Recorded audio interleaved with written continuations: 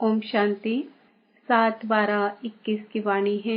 मीठे बच्चे, दिल वाला बाप आया है तुम बच्चों की दिल लेने, इसलिए साफ दिल बनो। प्रश्न, सत्युगी पद का मदार मुख्य किस बात पर है? उत्तर, पवित्रता पर। मुख्य है ही पवित्रता।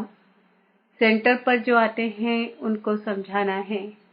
अगर पवित्र नहीं बनेंगे तो नॉलेज बुद्धि में ठहर नहीं सकती। योग सीखते सीखते अगर पतित बन गए तो सब कुछ मिट्टी में मिल जाएगा। अगर कोई पवित्र नहीं रह सकते तो भले क्लास में न आए, परवाह नहीं करनी है। जो जितना पढ़ेंगे पवित्र बनेंगे उतना धनवान बनेंगे। गीत, आखिर वह दिन आया आज। ओम शांति। रूहानी बच्चे जानते हैं कि अभी वह दिन फिर आया है। कौन सा? यह तो सिर्फ तुम बच्चे ही जानते हो कि भारत में फिर से स्वर्ग के आदि सनातन देवी देवता धर्म की स्थापना हो रही है, अर्थात लक्ष्मी नारायण का राज्य स्थापन हो रहा है। तो बच्चों को कितनी खुशी होनी चाहिए। जिस पतित पावन बाप को हम पुकारते हैं वह आया हुआ है। वही लिबरेटर, गाइड है अथवा दुख हरता सुख करता है। एक बार लिबरेट किया फिर फंसे कैसे, यह किसको भी पता नहीं। ऐसे पत्थर बुद्धि मनुष्यों को समझाने में कितनी मेहनत लगती है। ड्यूटी भी देखो कैसी रखी है। मूत पलीती कपड़ों को आकर साफ करो। आत्मा और शरीर दोनों पवित्र तो देवताओं के ही है। रावण राज्य में शरीर तो किसका पवित्र हो न सके। शरीर तो पतित है ही। इन सब बातों को कोई जानते ही नहीं। करके आत्मा कुछ पवित्र है तो प्रभाव निकलता है, परंतु फिर भी पतित तो बनना ही है ना। बेहद का बाप पतित पावन आकर कहते हैं, यह 5 विकार शैतान हैं, इनको छोड़ो। अगर मेरी नहीं मानेंगे तो तुमको धर्मराज तंग करेंगे। तुम ऑलमाइटी अथॉरिटी का कहना नहीं मानते हो तो धर्मराज बहुत कड़ी सजा देंगे। बाप आया है पावन बनाने। तुम जानते हो हम ही पावन देवी देवता थे, अब हम पतित बने हैं तो अब फट से वह छोड़ देना चाहिए। देह अभिमान भी शैतान की मत है, वह भी छोड़ना पड़े। पहले नंबर का जो विकार है वह भी छोड़ना पड़े। वह दिन भी आएगा जो बाप के साथ इस सभा में कोई पतित बैठ नहीं सकता। किसको भी अलाउ नहीं करेंगे। मूत पलीती को निकालो बाहर। इंद्र सभा में आने नहीं देंगे। फिर भल कोई कितना भी करोड़पति हो वा क्या हो, सभा में आ न सके। बाहर में भल उनको समझाया जाता है, परंतु बाप की सभा में अलाउ नहीं किया जाता है। अभी अलाउ किया जाता है भीति के लिए, फिर नहीं। अभी भी बाबा सुनते हैं। कोई पतित आकर बैठे हैं तो बाबा को अच्छा नहीं लगता है। ऐसे बहुत हैं जो छिपकर आकर बैठते हैं। ऐसे ऐसे को बहुत सजा खानी पड़ेगी। मंदिरों टिकाणों में स्नान करके जाते हैं, बिगर स्नान कोई जाते नहीं होंगे। वह है स्थूल स्नान, यह है ज्ञान स्नान। इससे भी शुद्ध होना पड़े। कोई मांसाहारी भी आ नहीं सकते। जब समय आएगा तो बाबा स्ट्रिक्ट हो जाएगा। दुनिया में देखो भक्ति का कितना जोर है। जो अधिक शास्त्र पढ़ते हैं वह शास्त्री का लक़ब लेते हैं। तुम अब संस्कृत आदि सीख कर क्या करेंगे? अब बाप तो कहते हैं कि सब कुछ भूल जाओ, सिर्फ एक बाप को याद करो तो तुम पवित्र बन विष्णुपुरी के मालिक बन जाएंगे। जब इस बात को अच्छी रीति समझ जाएंगे तो ये शास्त्र आदि सब भूल जाएंगे। यह जो पढ़ाई पढ़कर बैरिस्टर आदि बनते हैं उन सबसे ऊंच पढ़ाई यह है जो परमात्मा नॉलेज फुलाकर पढ़ाते हैं। उनको कहते भी हैं पतित पावन आओ, परंतु यह नहीं जानते कि हम पतित हैं। बाबा तो ये समझाते रहते हैं। सतयुग को कहते हैं राम राज्य, कलयुग को कहते हैं रावण राज्य। इस समय सब पतित हैं। पावन देवी देवताएं तो मंदिरों में पूजे जाते हैं और उनके आगे पतित जाकर माथा टेकते हैं। इससे सिद्ध हुआ कि वह पवित्रता में सबसे ऊंचे हैं, सन्यासियों से भी ऊंचे हैं। सन्यासियों का मंदिर थोड़ा ही बनता है। अब जब तमो प्रधान भक्ति में चले गए हैं, तब फिर उनका चित्र रखते हैं। उसको कहा जाता है तमो प्रधान भक्ति। मनुष्यों की पूजा, 5 तत्वों की पूजा। जब सतो प्रधान भक्ति थी तो एक की पूजा होती थी, उसको कहा जाता है अव्यभिचारी भक्ति।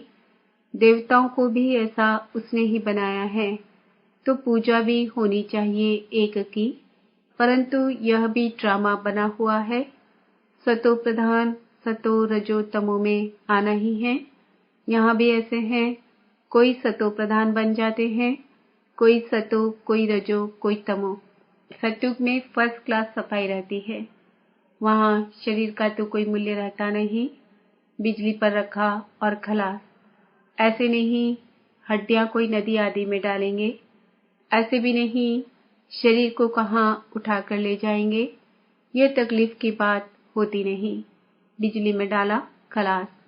यहाँ शरीर के पिछाड़ी कितना मनुष्य रोते हैं, याद करते हैं, ब्राह्मण खिलाते हैं। वहाँ यह कोई भी बात नहीं होगी, बुद्धि से काम लेना होता है। वहाँ क्या क्या होगा, स्वर्ग तो फिर क्या, यह है ही नर्क, झूठखंड।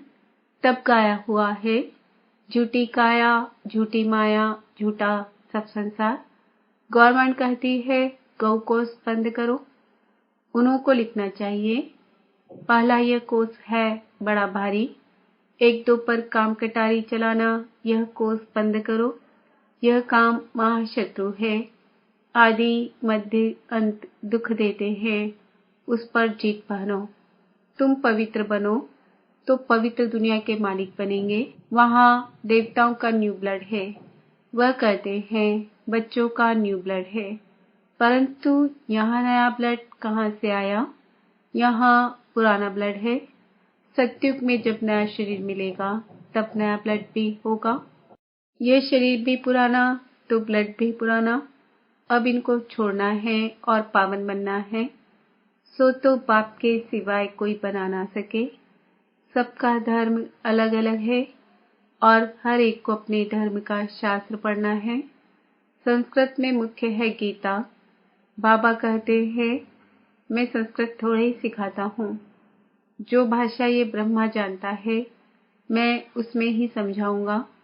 मैं अगर संस्कृत में सुनाऊं तो यह बच्चे कैसे समझे, यह कोई देवताओं की भाषा नहीं है। कभी कभी बच्चियां आकर वहाँ की भाषा बतलाती है। यह भाषाएं सीखने से शरीर निर्वाह अर्थ कोई लाख कोई करोड़ कमाते हैं।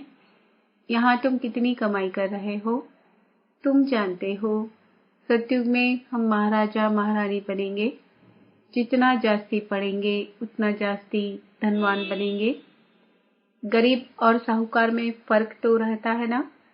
सारा मदार है पवित्रता पर। सेंटर पर जो आते हैं उनको समझाना है, अगर पवित्र नहीं बनेंगे तो नॉलेज बुद्धि में ठहरेगी नहीं। 5-7 रोज जाकर फिर पतित बने तो नॉलेज खत्म। योग सीखते सीखते अगर पतित बने तो सब कुछ मिट्टी में मिल जाएगा। अगर कोई पवित्र नहीं बन सकता है तो भले न आओ, परवाह थोड़ी ही रखनी चाहिए। जन्म जन्मांतर के पापों का बोझा सर पर है, सो बिगर याद के कैसे उतरेगा। गाया भी हुआ है सेकंड में जीवन मुक्ति। जो बाप कहे सो करना है। सारी दुनिया बुलाती तो है पतित पावन आओ। हम पतित है परंतु पावन कोई बनते ही नहीं है, तो वापस भी कोई जा नहीं सकते। वे लोग ब्रह्म को परमात्मा समझ याद करते हैं। ये ज्ञान ही किसको नहीं तो परमात्मा क्या है। ब्रह्म कोई परमात्मा नहीं है, न ब्रह्म में कोई लीन हो सकता है। फिर भी पुनर्जन्म में तो सबको आना ही है, क्योंकि आत्मा विनाशी है। वह समझते हैं बुद्ध वापस चला गया, परंतु उसने जो स्थापना की तो जरूर पालना भी करेंगे, नहीं तो पालना तब कौन करेंगे, वह वापस कैसे जा सकते हैं। तुम ऐसे थोड़े ही कहते हो कि हम मुक्ति में जाकर बैठ जाए। तुम जानते हो, हम अपना धर्म स्थापन कर रहे हैं, फिर पालना भी करेंगे। वह पावन धर्म था, अब पतित बन पड़े हैं। आएंगे भी वही जो इस धर्म के होंगे। यह कलम लग रहा है, सबसे मीठे से मीठा झाड़ है यह देवी देवता धर्म का। इसकी स्थापना का कार्य हो रहा है। शास्त्र आदि जो भी बनाए हैं सब है भक्ति मार्ग के लिए। एक बाबा का ही गायन है जो आकर मनुष्य से देवता बनाते हैं। तो ऐसे बनाने वाले बाप को कितना अच्छी रीति याद करना चाहिए। यह भी जानते हैं रामानुसार भक्ति मार्ग को भी चलना ही है। वास्तव में सर्व का सद्गति दाता एक है, तो पूजा भी एक की करनी चाहिए। देवी देवता जो सतो प्रधान थे वह 84 जन्म भोग कर तमो प्रधान बने हैं। अब फिर सतो प्रधान बनना है। सो सिवाय बाबा की याद के बन ना सके, न किसी में बनाने की ताकत है सिवाय बाप के। याद भी एक को ही करना है। यह है अव्यभिचारी याद, अनेकों को याद करना।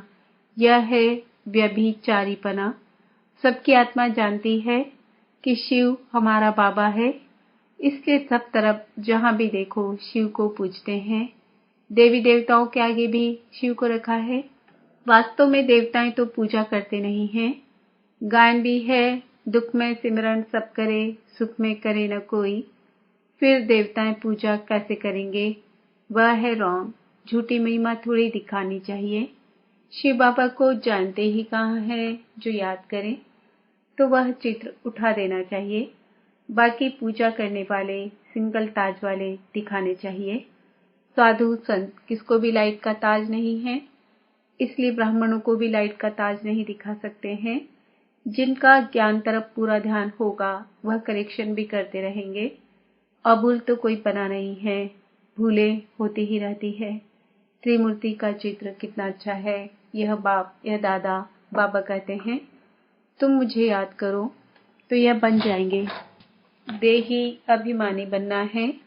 आत्मा कहती है मेरा सिवाय एक बाप के और किसी में ममत्व नहीं है। हम यहाँ रहते भी शांति धाम और सुख धाम को याद करते हैं।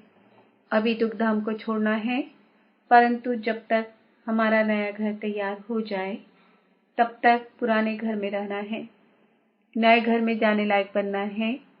आत्मा पवित्र बन जाएगी तो फिर घर चली जाएगी। कितना सहज है।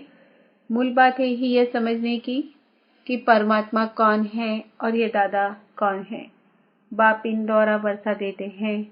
बाबा कहते हैं बच्चे मन मना भव, मुझे याद करो तो तुम पावन देवता बन जाएंगे सत्युग में। बाकी सब उस समय मुक्ति धाम में रहते हैं। सभी आत्माओं को शांति धाम में ले जाने वाला बाप ही है कितना सहज। बच्चों को बहुत खुशी होनी चाहिए। दिल बड़ी साफ होनी चाहिए। कहा जाता दिल साफ तो मुराद हासिल। दिल आत्मा में है। सच्चा दिलवर आत्माओं का बाप है। दिल लेने वाला दिल वाला बाप को कहा जाता है। वह आते ही हैं सबकी दिल लेने। सभी की संगम पर आकर दिल लेते हैं। आत्माओं की दिल लेने वाला परमात्मा, मनुष्यों की दिल लेने वाले मनुष्य। रावण राज्य में सब एक दो की दिल को खराब करने वाले हैं। तुम बच्चों को कल्प पहले भी इस त्रिमूर्ति के चित्र पर समझाया है, तब तो अभी भी निकाला है ना, तो जरूर समझाना पड़ेगा। अभी कितने चित्र निकले हैं समझाने के लिए। सीढ़ी कितनी अच्छी है फिर भी समझते नहीं। अरे भारतवासी, तुमने ही 84 जन्म लिए हैं। यह अभी अंतिम जन्म है। हम तो शुभ बोलते हैं। तुम ऐसे क्यों कहते हो कि हमने 84 जन्म नहीं लिए हैं? तो तुम स्वर्ग में आएंगे नहीं, फिर भी नरक में आएंगे। स्वर्ग में आना चाहते ही नहीं हैं। भारत ही स्वर्ग बनना है। यह तो हिसाब है समझने का। महाराज की अच्छी तरह समझा सकते हैं। सर्विस करने का उल्लास रखना चाहिए। हम जाकर किसको दान दें? धन होगा ही नहीं तो दान देने का ख्याल भी नहीं आएगा। पहले पूछना चाहिए कि क्या आज शक्कर आए हो। दर्शन की यहाँ बात नहीं, बेहद बाप से बेहद का सुख लेना है। 2 बाप है ना, बेहद के बाप को सब याद करते हैं। बेहद के बाप से बेहद का वर्षा कैसे मिलता है, सो आकर समझो। यह भी समझने वाले ही समझेंगे, राजा ही लेने वाला होगा तो फट समझ जाएगा। यह तो बाप कहते हैं, घर बैठे कामकाज करते सिर्फ बाबा को याद करो तो याद करने से ही पाप मिट जाएंगे। अच्छा, मीठे मीठे सिकिल दे बच्चों प्रति माता पिता बाप दादा का याद प्यार और गुड मॉर्निंग। रूहानी बाप की रूहानी बच्चों को नमस्ते। हम रूहानी बच्चों की रूहानी बाप दादा को याद प्यार गुड मॉर्निंग नमस्ते ओम शांति।